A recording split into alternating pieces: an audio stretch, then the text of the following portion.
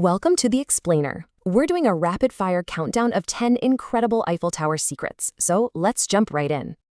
Number 10. It was actually built as a temporary exhibit for the 1889 World's Fair to celebrate the French Revolution. It was only supposed to stick around for 20 years, but people loved it so much, they just never tore it down. Number 9. When it first opened, this was literally the tallest man-made structure in the entire world, and it held on to that epic record for 41 straight years, right up until New York's Chrysler Building came along in 1930. Coming in at number 8, we have the construction itself.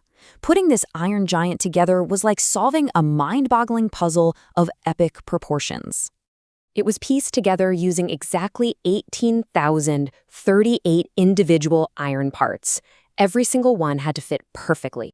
And to safely lock all that heavy metal into place, workers actually had to pound in roughly 2.5 million rivets. Just imagine the sheer scale of that. Number 7 is pure science in action. The extreme heat in the summer makes the iron expand, which actually causes the entire tower to grow up to 6 inches taller. Then, when winter hits, it shrinks right back down. Hitting number 6, we're talking about rust. Battling rust on this thing is a massive job. They have to repaint the entire tower every 7 years, and they use a staggering 60 tons of paint each time. 60 tons! Halfway there at number 5, did you know designer Gustave Eiffel built a secret private apartment for himself at the very top? He used it to conduct science experiments and host VIP guests high above the streets of Paris. Now, number 4 is just wild. Back in 1925, a legendary scam artist named Victor Lustig pulled off a world-famous con. He literally tricked a businessman into buying the Eiffel Tower, selling it off as scrap metal. No way, right? Down to number 3.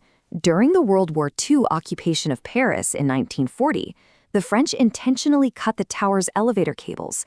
That meant any occupying forces wanting to reach the top had to gruelingly climb all those stairs. Number 2. The tower wasn't just built for sightseeing. It actually served as a giant laboratory for weather research, broadcasting early radio signals, and testing high-altitude experiments. It was a real game-changer for science. And finally, taking the number 1 spot, this temporary structure grew into the absolute, undisputed symbol of Paris and easily one of the most famous landmarks on Earth. It brings in a massive 6 to 7 million people every single year, which officially makes it the most visited paid monument on the entire planet.